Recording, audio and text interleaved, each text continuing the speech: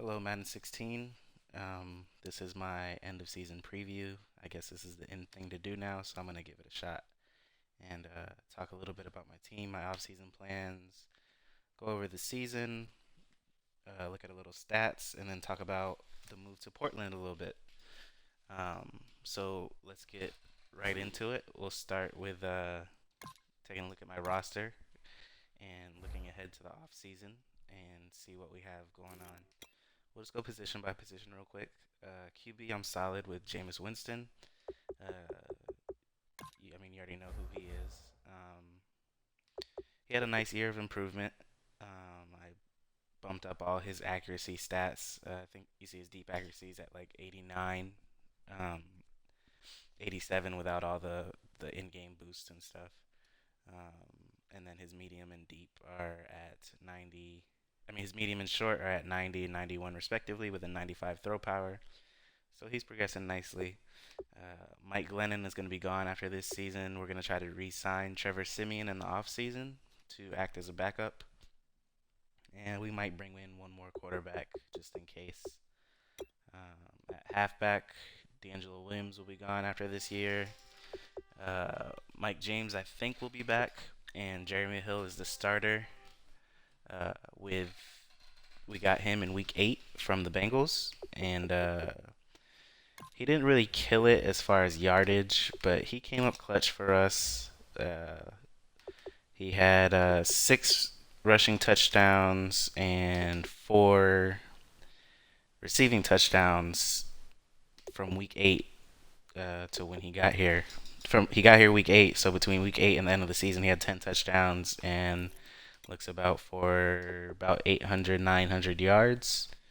So you can't beat that in half a season. That's good production from him, especially in the offense I run where I don't do a lot of run heavy sets. Usually run a lot out of the shotgun, do a lot of screens, that kind of thing.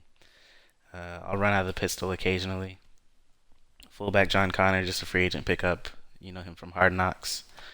Wide receiver, we have an interesting situation. So the only receivers returning really are Mike Evans, Devin Funchess, Adam Humphries, and then all these guys are practice squad guys. Vincent Jackson, we couldn't come to an agreement on if we wanted to sign him or not. Roddy White is garbage. He dropped too many clutch balls, so he'll be gone. He was a 1-year pickup. And then Humphries now, due to his Pro Bowl appearance, he went from normal dev to quick, and then he had enough XP to go from quick to superstar. So he is a little bit older at 24. He is only a second year player, but I think we're gonna hold on to him this year. We didn't plan on re-signing him. We'll probably have to franchise him, but we're gonna hold on and see. We're gonna start pumping some XP into him. Probably use him in the slot, upgrade his route running, his catching traffic, which shouldn't be too hard with the training, and he'll be a focus player, so that shouldn't be too hard. And eventually, we want to upgrade our coach Dirk Cotter with the wide receiver XP boost. Currently, we have it for DBs, linebackers, and QB. So we want to add wide receiver into that and give all our wide receivers a little bit more boost. So yeah, so now it's gonna be Evans the number one, Funches number two, Humphreys number three going into the off season. We'll probably bring back maybe one or two of these practice squad guys and let them fight out for the last few spots. But in the off season, we definitely want to add about 3 or 4 wide receivers and really strengthen this position. Especially if we're just rolling with Hill at running back and some other equal or lesser talent, we're going to continue to be a pass heavy offense. So we need to provide those weapons. Tight end, ASJ, his position to lose. Um, he's been clutch for us this season. Let's take a look at his stats. 34 catches, 450 yards, only 1 touchdown, which is surprising, but he had some clutch catches, and he even had a rushing touchdown in the game against Atlanta in the playoffs. Brait is solid. Stalker is solid. I'm not sure their status off the top of my head as far as if they're coming back or not, but I'd take probably one of them back and then look to add a third one. The offensive line is patchwork. I think nearly all these guys, except for Sweezy and Dotson, are 1 year people that I picked up in the offseason.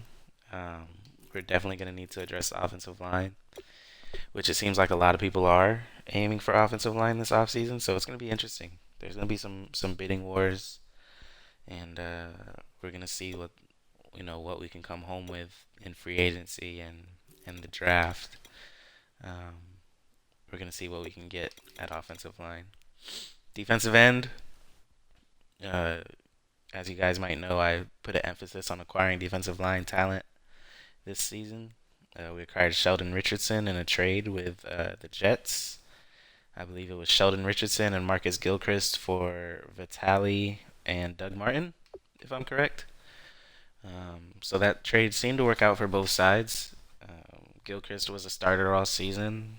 Sheldon Richardson was a beast for me. He didn't have quite the numbers, but he was, constantly putting pressure on the quarterback, and I'm happy with him. Shane Ray we picked up. I don't know if it was off practice squad or free agency.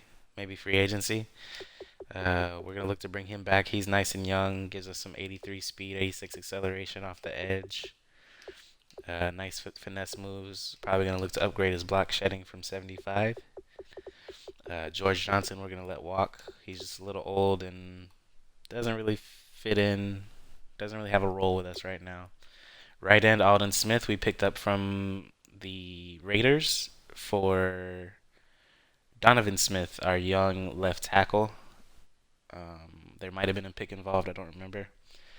He is nice at right end. I mean, his reputation. Great pass rushing end.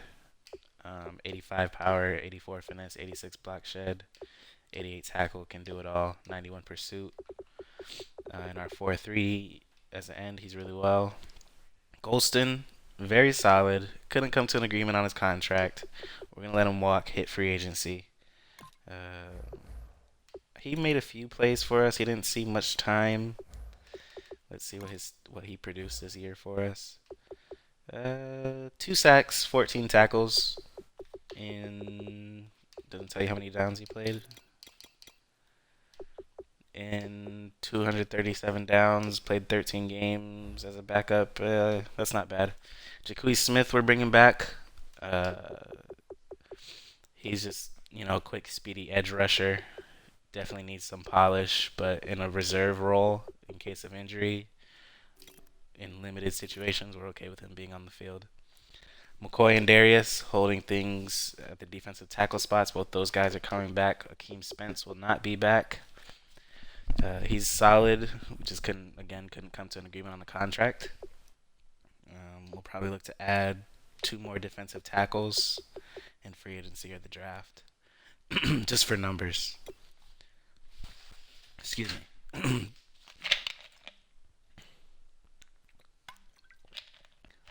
Get a little bit of water. Daryl Smith. He has the overall, but I did not trust him out there with that 75 speed as a 4-3 outside linebacker. 75 speed, 82 acceleration, 80 agility. I just look for a more sideline to sideline linebacker, and he just doesn't fit what I want.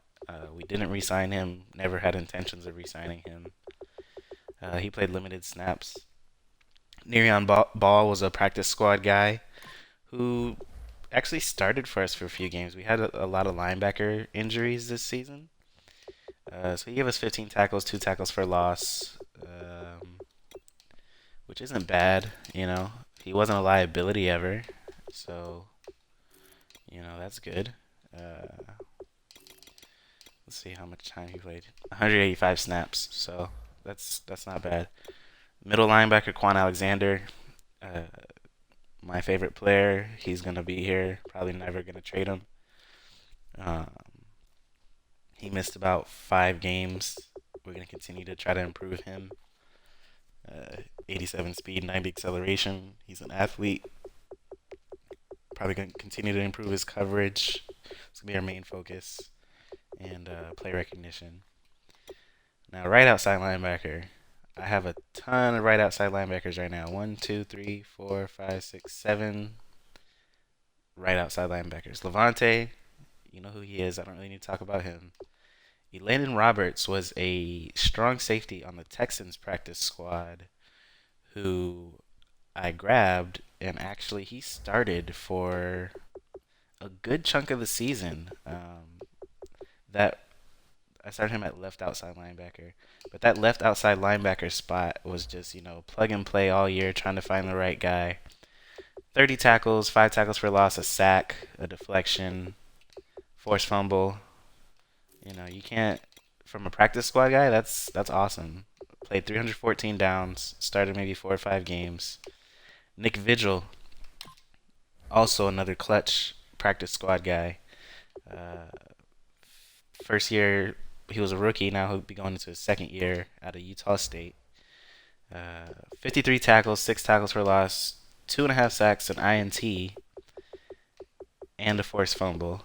He came in from the practice squad, and once Levante Davis went down for a good chunk of the season, maybe 4 or 5 games, 6 games, we inserted Vigilant, and in 405 downs, he really produced above his ratings, and he wound up toward down the stretch. He was our starting left outside linebacker, so he's pretty good. We're gonna try to keep both Roberts and Vigil on, and maybe look to give them some competition headed into next season. But if we strike out, I'm comfortable with both those guys seeing extended minutes. Howard Jones, really versatile. I don't think I re-signed him. Uh, he's really versatile though. 26 tackles, 2 tackles for loss, 2 deflections. It's just he's kind of a tweener. Like I don't know if he played 244 downs. He's kind of a tweener. I don't know if I want to play him at an outside linebacker or in like a stand-up backer. He's obviously a 3-4 pass rush outside linebacker is what it says, but 85 speed, 78 block shed, 77 finesse. Could stand to improve his tackling. So, yeah, he's not really good at coverage, but he's not terrible. Well, yeah, he is terrible actually, but he's balanced, I guess you would say. I just wasn't sure where I wanted to use him. He saw a little time at middle linebacker, but if we did bring him back, we'll keep him around probably, but he's not here for too long. Stewart, Petaway, and Toll were all practice squad guys. Not gonna get too much into them, but they're all athletic. 84 speed, 89 acceleration for Stewart. Petaway, some nice guy. Toll, very athletic, just not as polished with the actual skills. You see a 65 tackle. Petaway and Stewart are probably the most polished of the three. Petaway has a nice balanced approach. 82 speed, 83 tackle, 80 hit power. I think his play recognition at 43 is bringing him down. But you see, he has some pass rushing moves at 73, 75. Need to upgrade his block shed before he could be effective as a rusher, really. But Petaway's might make the roster next year. Him and Stewart will be definitely fighting for a spot. So at linebacker, we have 1, 2, 3, 4, 5, 6, 7, 8, 9, 10, 11 guys. We're probably going to carry maybe 9 into next season. And probably a few of those guys will be on the practice squad. And the way I set up my practice squad is I only take guys at positions that I focus train, that I do the drills for. So they get a boost as well on the practice squad. So for this year, it was all linebackers, wide receivers, DBs. Depending how the draft goes, that may change. But I just think there's no point in having them on practice squad if they're just getting limited XP. What are you really doing there? Besides stashing them away, you should be trying to develop them. Um, I think Stewart finished the season with like 3,000 XP, so that was good for him. Gave him a little boost. Uh, let's move on to cornerback. Brent Grimes coming back. Hopefully he doesn't regress too much. He was a liability at times, but then he would make plays that you remember why you have him on the roster. Hargreaves was our number one. Nice young cornerback at 22. Quick dev. We're going to continue improving him. He has 87 man, 87 zone, 85 press, 75 catch. What's his play recognition? 76. So we're going to continue improving him. He's solid. He's, a corner piece in the secondary. Josh Robinson was our fifth corner, I believe. We didn't really trust him too much out there. Antoine Exum Jr. from Virginia Tech, third-year guy. He was our third corner, 77 man in zone, 81 press. He played pretty well. Let's see his stats. So only one pick, but 45 tackles, a deflection. Not bad. We play a lot of zone, a lot of cover 3, cover 4, cover 6. Brandon Dixon was another free agent pickup. Uh, he he wasn't bad either. I never really fretted when he was out there. Only 22 tackles and 2 deflections, but again, at at your 3 and 4 cornerback spot, you just don't want liabilities. If they can just be there and not be glaring issues, then you take that, or I'll take that all day, every day. Ekpre Olamu and Shepard were practice squad guys. We'll see how things shake out this off season to see if they're going to be on the roster or not. Ekpre Olamu is really just 79 man, 74 zone. Not really too polished, but I remember him from college, and he was a beast until he got that injury. And he actually cashed in an insurance policy because he was a first round pick before that injury. So it's really just kind of hoping he develops into something. Gilchrist was acquired in trade from the Jets. I was so weak at safety. He had a pretty good season. He does have slow dev, so we're going to let him play out his contract and go from there, see what we can replace him with. 75 tackles, 4 picks, 2 deflections, 2 fumble recoveries. So he was good out there. He held his spot down. He wasn't a Pro Bowler, All Pro, anything, but he was better than Conti, who is straight trash.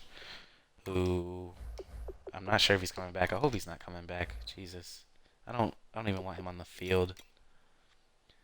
Okay, yeah, he's done after this season. He won't be coming back. He's hot trash in Madden and in real life. Werner, converted cornerback. We just didn't trust McDougal out there. He did all right. He's 78 zone, 83 play rec, 90 acceleration. His man coverage at corner was a liability. At safety, it's not necessarily a strength, but it's good enough. He had 2 picks, a deflection, 76 tackles. So 2 forced fumbles, which is surprising, and a fumble recovery. So he played well out there. McDougal, not sure if he's coming back. He's okay, nothing special, nothing really worth talking about. 9 tackles on the year. Deion Bush from Miami was one of my favorite players at the U, so we brought him over from Chicago's or somebody's practice squad or free agency, I'm not sure. 85 hit power, 87 speed. He's a thumper. I almost wish he was about like 15, 20 pounds heavier. If he was like in the 215, 220 range, I'd put him in an outside linebacker and see how he performed. He's not really that polished. He needs a lot of work, but he was our third strong safety. Didn't really see the field except for special teams. We may keep him around, we may not. We'll see how the numbers work. Kicker Aguayo. He had an okay season. Kicking on here is weird, but 92 kick power, 91 accuracy. He has the clutch trait, which I don't know why they give him that if you watch him in real life, but he's a head case. Only two recorded field goals for the season because apparently Madden glitches where if the punter does kickoffs, your kicker does not get any recorded stats, but they still get the XP. So that was fine. Anger, we were happy with. We brought him back, I think, for 5 years or something like that. Just lock down the punter spot and don't have to worry about it. Usually, I just sign one in the off season in the preseason and just roll with that one for the year. But I want to do it a little differently this season. So yeah, he's here for the next 1, 2, 3, 5 years. We'll see what happens. You know, if he's good, he's good. If he's not, it's a punter. I don't plan on punting too much anyway. Heading into the draft, we just have our first round pick, three fours, a six, and a seven. We're looking to acquire, a second or third round pick. Maybe see if we can leverage those three fours into a third or a second, and see if we can move up a little bit. If not, we'll roll with those four fours and see what we can get. Next year we're missing our two, but we have our 1, 3, 4, 5, 6, and two sevens. So we'll really use that. We'll try to use those the best we can. We have about 50 million in cap space right now without re-signing. We have some guys we need to re-sign. Probably head into the free agency with 35 to 30 million, I would imagine. We'll see what happens. So that's just a little bit of my roster, my off-season plans. Now let's just take a look at the season a little bit. Let's go to the schedule here. Season had an interesting start. Struggled in the preseason, went 1-3, beat the CPU Eagles, then dropped games to the Jags, Browns, and I believe this was autoed against me. But I was really struggling. That continued into the regular season. No time to adjust, really. Had to jump right into a game with Sam. Lost 28-35, gave up 5 rushing touchdowns to Devonta Freeman. And then another game where I struggled with the Cardinals offensively. I just couldn't put up the points. After this game, I changed up my entire offensive playbook. I had Doug Martin. I traded him to the Jets. I had a whole playbook built around, kind of a power run, very balanced approach. But it just wasn't working with Charles Sims. I was really struggling. So I said, you know what, let me go pass heavy. Let's change up the offense. We're going to go pass heavy, see how things play out. Debuted that against the Rams. Got some breaks in this game. Just snuck out another win versus Cody. 3-0 lifetime now. But this was, a good game, and I did a nice comeback, 11 fourth quarter points to kind of eke out a lead. 239 passing yards. Let's see how Jameis did. 272, 2 touchdowns. 20-29, not bad, Jeremy Hill wasn't on the team in this game. I'm not sure why they're showing him with rushing stats. That's odd. Huh. Yeah, Jeremy Hill definitely wasn't acquired until like week 7 or week 8. Let's see, do they show him in these games? Rushing. Yeah, Jeremy Hill is shown on the roster. That's weird. Another Madden thing. So, this game with the Broncos, things really open up for us offensively. This was a shootout. We were just going back and forth. Jameis versus Palmer, 2 Heisman winners. Jameis 461, 5 TDs, INT, 17-20. That's crazy. Another couple days got us really comfortable with the playbook. We spent a lot of time in practice mode. Really worked on passing, and things opened up for us this game. Palmer, or should I say Demaryius Thomas, played well. Rushing, there wasn't a whole lot of rushing. Forte had a few runs. Winston had a couple runs to keep drives alive. Demaryius Thomas, 8 receptions, 224 yards, 4 TDs. He was a beast. Unstoppable. He was abusing Brent Grimes. Poor Miko. We heard it from her all week, But if she says something about Jameis, we're gonna literally kill her. So Vincent Jackson, the old man, Northern Colorado. He went crazy back in his home state. 2 touchdowns, 189 yards on 4 receptions. They couldn't tackle him. Funches had 117 yards, probably a season high for him with 2 touchdowns. Mike Evans, surprisingly absent with only 1 reception for 24 yards. Defensively, anything interesting going on? A couple picks. 1, 2, 3 sacks from the D line. Alden Smith again was not on the team, but Madden shows him being on the team. That's annoying. Okay, then we had the Rams. We beat Steve's Panthers on auto, I believe, on Monday night. Bye week, couple CPU games. Raiders. That was a close game, as you can see. Creed played me really well. We just finalized the Alden Smith Donovan Smith trade, I think, before the game, and so basically they just switched locker rooms. Yeah, Creed pushed me to the limit. He could have definitely won that game. Jameis 371, 3 TDs, 20 of 25. You know, solid, efficient. That's his whole season. Jeremy Hill, about 48 yards, not too bad. But he really killed them in the screen game with 166 yards, 2 TDs. Coming out of the backfield, he was deadly that day. Mike Evans had a couple catches. And I think Alden Smith had a sack against his former team. Yeah, Alden Smith, 5 tackles and a sack in his debut. So that was a nice boost to the defense to secure that right end spot. We had Robert Ayers Jr. there to start the season, and we wound up trading him to the Steelers for a fourth. I give the Steelers the win in that one. I know he didn't see much time for them, but his talent was better than a fourth. His age just kind of, held him back a little bit. Then we lost to the Falcons again. That's just what we do. We lose to the Falcons. I don't really remember too many details of this game. I just know it was a good one. Again, 13-17, not a big offensive output from either team.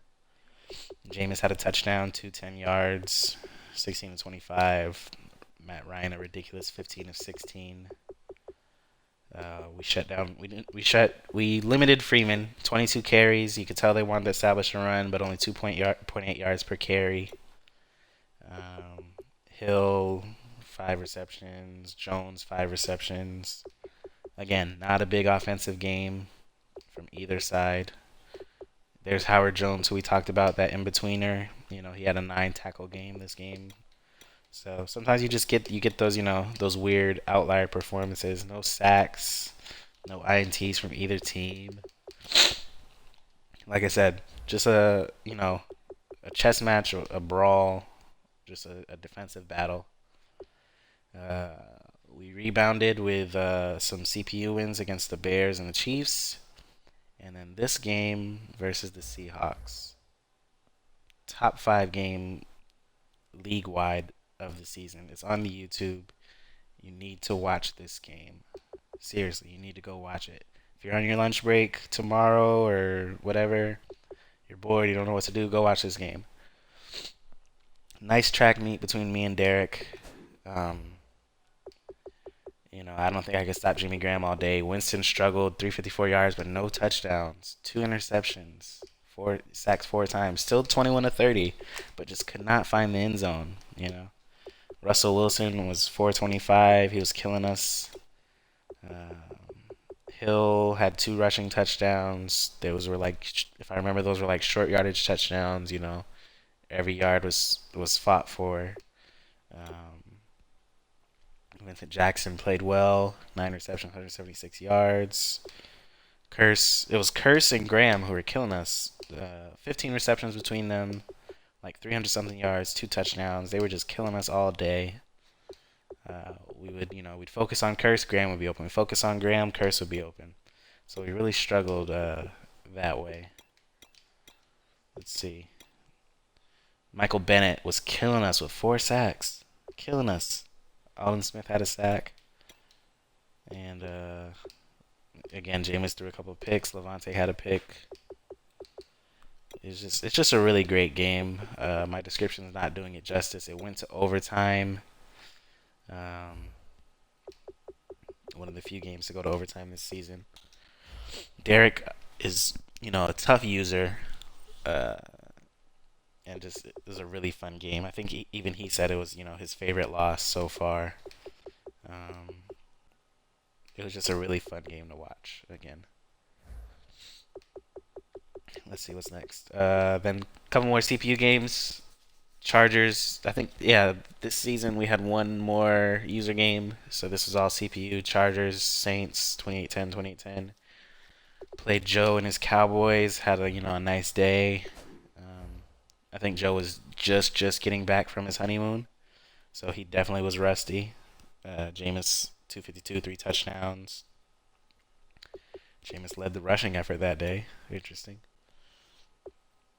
Hill again. Evans with 2 touchdowns on 3 receptions. So, just a nice, 33-10 win down the stretch. Give us some confidence. Another win against the Saints. Week 17 comes. We're 12-3.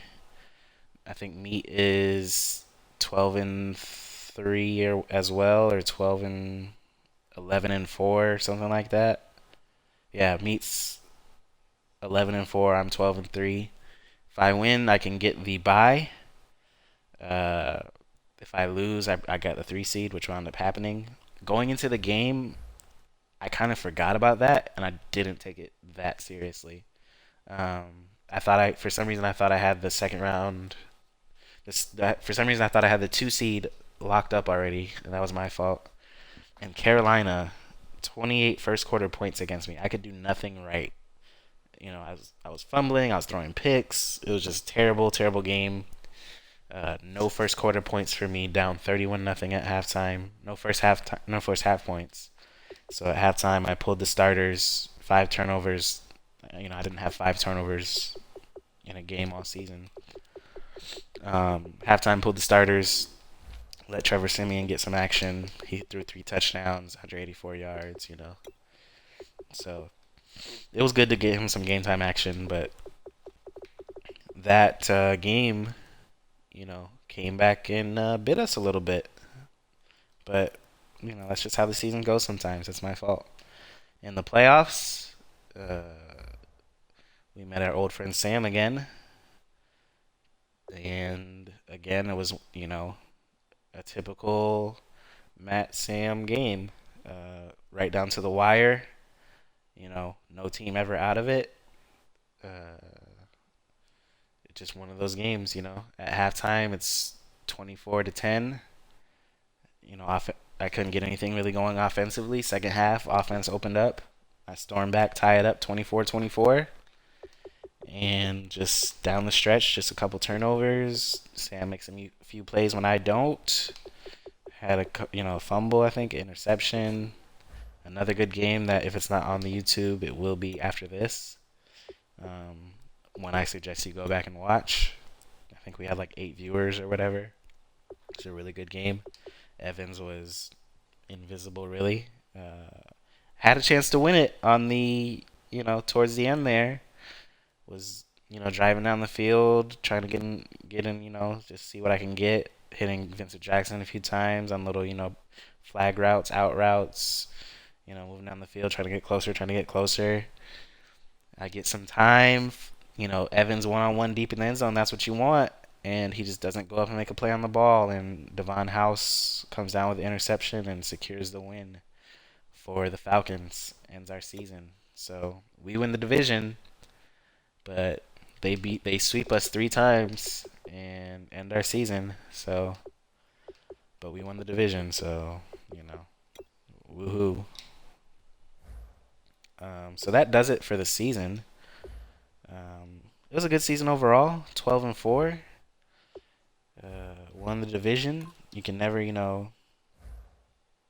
shrug off a division title. We definitely need to scratch that Falcons itch next season. Because if we can win one of those games, we're, in the 2 seed, probably not even playing the Falcons in the playoffs. We're in the 2 seed. We get that first round bye, and we're 13-3 maybe if we can win one of those games, maybe 14-2 even. But it was a nice turnaround. We struggled at the beginning of the season. We made some changes, made some adjustments, and down the stretch, we did what we had to do and won some nice games. So let's take a look at some stats for us. Total offense, 7 in total yards.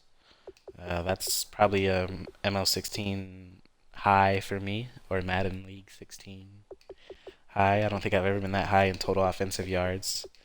Um, we definitely were more pass heavy than rush heavy. 28 points per game, 42 passing touchdowns. Usually I was more rush heavy last file, but again I had Le'Veon Bell, not Charles Sims and Jeremy Hill. Defensively, 1, 2, 3, 4. Number 6 in defense, so 7 in offense, 6 in defense, top 10 offense, top 10 defense. Good season. Only gave up 994 rush yards, 3,600 pass yards, 329 points. 1, 2, 3. Number 6 in points allowed. At the end of the day, that's what defense is about. Are you gonna let them score or not? And you see all these teams are playoff teams with good defenses. So you need a good defense. Don't sleep on defense. You think it's Madden video games. I'm just gonna throw it 1,000 million times. But without the defense, you're in trouble. So look, Jets, Pats, Rams, Falcons, Steelers, Bucks, Broncos, Redskins, Eagles, Vikings, Cardinals, all playoff teams. All playoff teams. You need the defense. Surprisingly, with my defensive line, my sack numbers near the bottom of the league. Can you believe that? So we definitely want to see an increase there. I wasn't too unhappy with the production. We got a lot of pressures, a lot of hurries, a lot of just getting there, forcing the QB to make a bad throw, but we just couldn't quite get the sacks.